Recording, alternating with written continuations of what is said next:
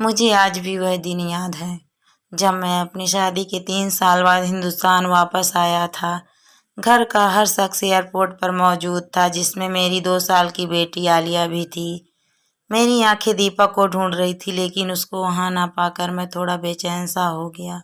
घर वालों से मिलकर आलिया को गोद में लिया तो वह जोर जोर से रोने लगी। राजीव, लाओ इसे मुझे दे दो, दीदी की आवाज आई।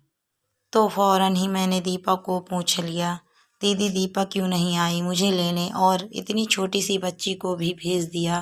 राजीव, तुम तो परेशान मत हो, वह घर पर तुम्हारे लिए खाना बना रही है।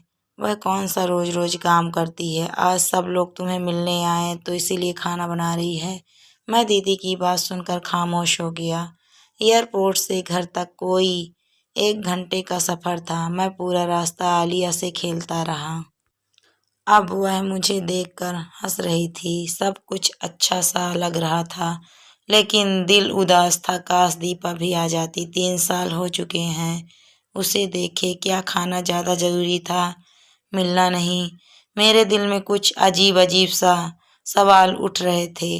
खैर, घर के दरवाजे पर पहुंचे तो दीपा पहले से ही गाड़ी की आवाज सुनकर वहां पहुंच चुकी थी। दूर से देखा तो दिल चाहा जाकर मिल लूं, लेकिन नहीं, बस दूर से ही मुस्कुरा दिया और वह हल्की सी मुस्कुराहट के बाद पानी लेने चली गई। पूरा दिन मेहमानों का आना जाना चलता रहा। घर वाले बहुत खुश थे, मेरे दोस्त भी मिलने आ रहे थे। दीपा किचन से निकल ही नहीं पा रही थी। कभी किसी को चाय पेश करती और कभी किसी को खाना देती। मानो यूं लग रहा था जैसे मेरी दीपा तो कहीं खो सी गई। शाम हुई तो मेहमानों का रस कुछ कम हुआ। सब खाना खाने में बिजी थे। सोचा दीपा की कुछ मदद करूं, सुबह से बस काम में ही लगी है। अभी उठा ही था कि मम्मी ने बुला लिया, राजीव मेरे पास आकर बैठ जाओ। जी मम्मी, दीपा से कुछ बात करनी है। आ रहा हूँ। उसे छोड़ो, काम खत्म करके खुद ही आ जाएगी। वैसे भी कौन सा काम करती है, आज ही तो करने लगी है, उसे करने दो। मैं हैरान था क्योंकि दीपा के बारे में मैं ये दूसरी बार सुन रहा था। दीपा के खिलाफ कहीं न कहीं आग मेरे दिल में लग चुकी थी। सुबह जब दीदी ने दीपा को काम न करने का सुनाया और साथ में मम्मी भी दीपा को डांटने लगी, तो मैं भी चुप करके बैठ गया और सोचने लगा कि शायद मम्मी ठीक कह रही होंगी। आखिर वह मेरी माँ है, गलत कैसे कह सकती हैं। रात को जब सब सोने चले गए तो दीपा से कुछ बात करने का मौका मिला। दीपा, इतनी चुप क्यों रहती हो? तुम तो बहुत बोला करती थी, याद है ना? पूरा दिन हम ऑफिस में बस तुम्हें चुप कराया करते थे। कभी वो उससे लड़ाई तो कभी मैडम सुनीता से। दरअसल दीपा और मैं एक ही ऑफिस में नौकरी करते थे। दीपा मुझे पहले दिन से ही पसंद आ गई थी। जब वह पहले दिन नौकरी पर आई थी, मासूम सी थी, पर बोलने में पूरी तोता थी। हमने 3 साल तक एक साथ जॉब की। फिर मुझे बाहर जाने का मौका मिला तो जॉब छोड़ दी, लेकिन आपको कभी नहीं भूला। तुमको अपनाना चाहता था, तभी माँ को राजी किया, जो कि इंतहाई मुश्किल काम था। और फिर आखिरकार हम एक हो ही गए। मैं बस 1 महीने के लिए ही अपनी शादी पर आ सका। शादी के बाद इधर उधर दावत और घूमना फिरना लगा रहा। पूरा महीना गुजर गया, पता ही ना चला। राजीव, वह मैं बस दीपा ने अभी इतना ही कहा था कि आलिया ने रोना शुरू कर दिया। दीपा उसको चुप कराने और सुलाने में लग गई। मेरी आँख कब लगी पता ही ना चला। सुबह आलिया के रोने की आवाज़ से मेरी आँख खुल गई। दीपा, यार आलिया को देखो, यह क्यों रो रही है? पर आलिया की मुसलसल आवाज से आखिर मैं ही उठ गया। दीपा, कहाँ हो यार? ये कहते हुए मैं आलिया को लेकर कमरे से बाहर आया तो फिर से दीपा को किचन में ही पाया। चने कम पड़ गए हैं दीपा, चने और लाना। मम्मी की आवाज मेरे कानों में पड़ी तो कुछ देर रुक सा गया। सब लोग खाने की मेज पर थे सिवाय दीपा के। मम्मी ने मुझे देखा तो बुला लिया। आ जाओ बेटा, नाश्ता तैयार है। देखो तुम्हारे सब भाई बहन मौजूद हैं। मम्मी दीपा कहाँ है? आलिया को भूख लगी है। तभी दीदी बोली, लाओ आलिया को मुझे दो। तुम फ्रेश हो जाओ, इसे मैं देखती हूँ। आज फिर दीपा किचन में अकेली और पूरा खानदान, जिसमें कम से कम 20 लोग तो होंगे, खाने में बिजी थे। मम्मी तो कह रही थी कि दीपा कोई काम ही नहीं करती, बस कल ही किया था तो फिर यह क्या था? दीपा अपना और मेरा खाना बाहर ले आओ। शायद मेरी बात किसी को भी अच्छी नहीं लगी थी, पर कुछ ऐसा भी था जो मुझे भी अच्छा नहीं लग रहा था।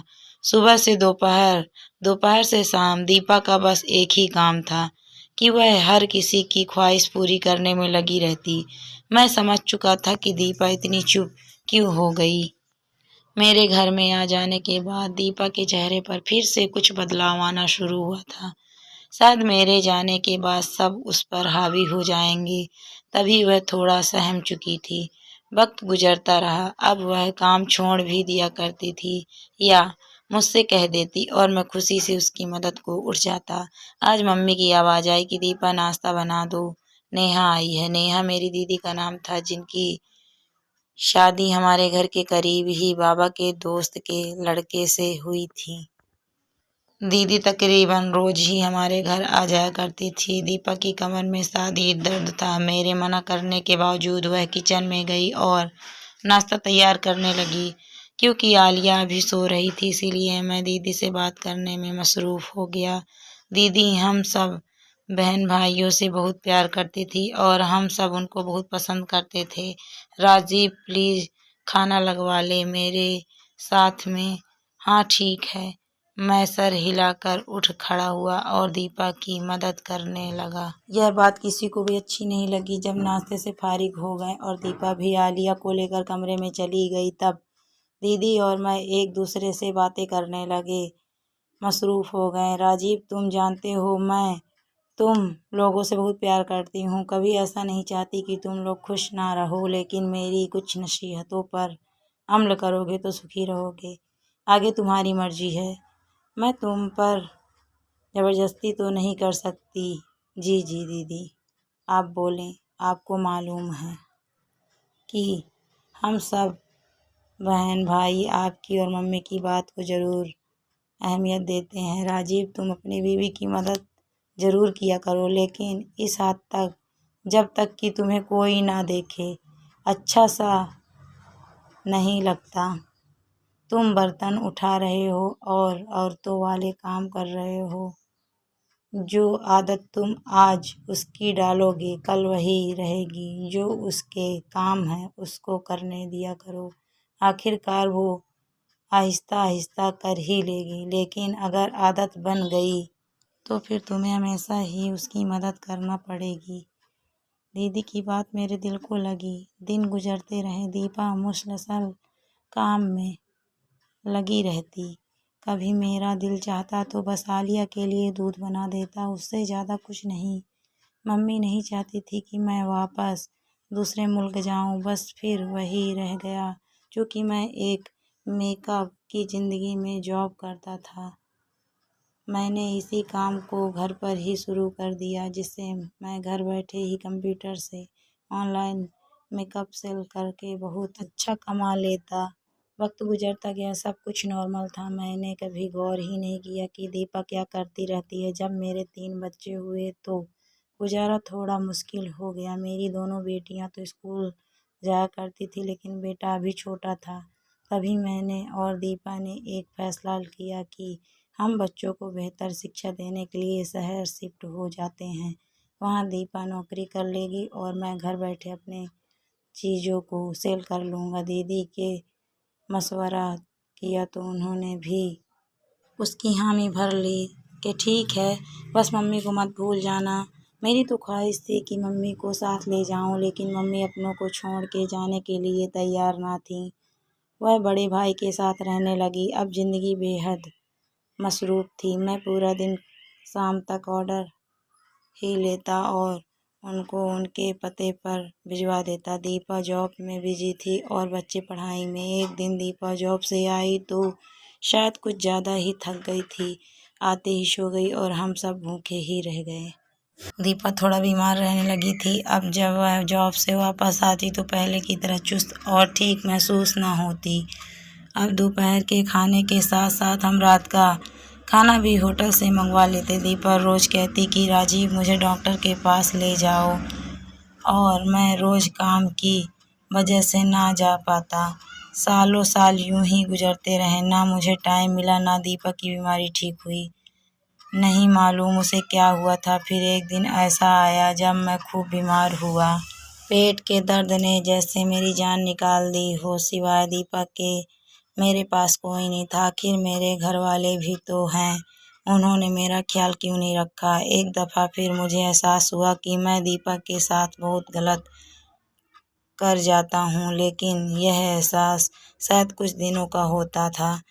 फिर से वही ज़िंदगी जिसमें मेरी ख्वाहिश होती कि दीपा जॉब से वापस आकर खाना बनाए और पूरे घर को संभाले, और जब बात मेरी मदद की आती तो मैं अपनी थकान को आगे ले आता। और दीदी की कही वह बात कि पत्नी की ज़्यादा मदद ना करना, वरना सारी ज़िंदगी ही करना पड़ेगी, मेरी दिमाग में मौजूद थी। दीपा और मैंने लड़ना शुरू कर दिया। कभी वो टाइम ना देने पर मुझसे लड़ती और कभी मैं खाना ना बनवाने पर, और कभी तेरे घर वाले और कभी मेरे घर वाले। बस यूं ही तू मैं करके वक्त गुजरने लगा। कभी मान जाते, कभी लड़ने लगते। आज मैं बहुत उदास हूँ। दीपा हॉस्पिटल में है, उसको ड्रिप लगी है और मैं खुद को काफ़ी तन्हा महसूस कर रहा हूँ। बस मैं और मेरे बच्चे और कोई नहीं। मेरे घर वाले दीपा से हाल चाल पूछ कर जा चुके हैं। सिवाय दीपा की मम्मी के और कोई नहीं जो इस वक्त इसके लिए बेचैन हो। मुझे आज वह दिन याद आते हैं कि क्यों हम लड़ते थे, अपना वक्त जाया करते थे। क्यों मेरी दीदी ने मुझे यह नहीं कहा कि राजीव अपनी पत्नी की मदद किया करो। क्यों मैं दीपा को हर दफ़ा गलत कह देता था और बस मुझे यही लगता था कि ये बस काम से भागने के चक्कर में रहती है। क्यों हर दफ़ा मैं अपने घर वालों की बात को सही समझता था। मैंने और मेरे घर वालों ने दीपा को बदल डाला था। वह दीपा जो ज़िंदगी जिया करती थी, मैंने उसकी खुशियाँ अपने तानों से ख़त्म कर डाली थी। मैं उसका ख्याल तो बहुत अच्छे से रखता था, लेकिन सिर्फ पैसों की हद तक।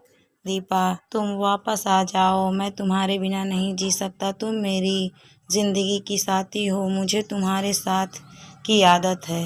बस ठीक हो जाओ यार तुम। मुझे आज समझ आया कि वह तो खाना भी नहीं बनाती थी, फिर भी क्यों थक जाया करती थी। सिर्फ खाना बनाना घर के कामों में शामिल नहीं होता, और भी बहुत कुछ होता है। आजकल मैं भी खाना बाहर से मंगवाता हूँ और फिर भी बहुत थक जाता हूँ। पूरा दिन मैं 5 मिनट का आराम नहीं कर सकता। दीपा तुम सच कहती थी कि राजीव दुनिया की नज़रों में सिर्फ मर्द ही क्यों थकते हैं। आखिर औरत क्यों नहीं थक जा सकती। उसको इजाज़त क्यों नहीं होती कि वह अपनी थकान को बयान कर सके। मैं अपने भाइयों से यह ज़रूर कहना चाहूँगा कि जो गलती मैंने की है वो आप लोग कभी मत करना। अपनी पत्नियों के लिए टाइम निकालो, उनकी भी नखरे उठाओ, क्योंकि ये सबको पसंद करती हैं। और अगर तुम चाहते हो कि तुम्हारी पत्नी जवान और हंसी रहे तो उसकी तारीफ़ किया करो। जो मर्द ज़्यादा गुस्सा करते हैं उनकी पत्नियां जल्द बीमार और बूढ़ी होना शुरू हो जाती हैं। और एक बहुत अहम बात, हमारे घर वाले जितना हमसे प्यार करते हैं उतना हमारी पत्नी से नहीं कर सकते। लिहाजा पत्नी आपकी है, ना कि मोहल्ले वालों की, और उसने आपके घर को संभालना होता है। लिहाजा उसको और भी ज़्यादा मजबूत बनाने के लिए आपके प्यार और मदद की ज़रूरत पड़ती है। अपनी बीवियों की उनके काम में मदद किया करो, ताकि अगर वह थके भी तो आपका साथ उसका सहारा बन जाए और आपका घर हमेशा स्वर्ग बना रहे। दोस्तों वीडियो अच्छी लगी हो तो प्लीज़ वीडियो को लाइक करें, शेयर करें, कमेंट करें। अगर आप मेरे चैनल पर न्यू हैं तो प्लीज़ मेरे चैनल को ज्वाइन भी करें।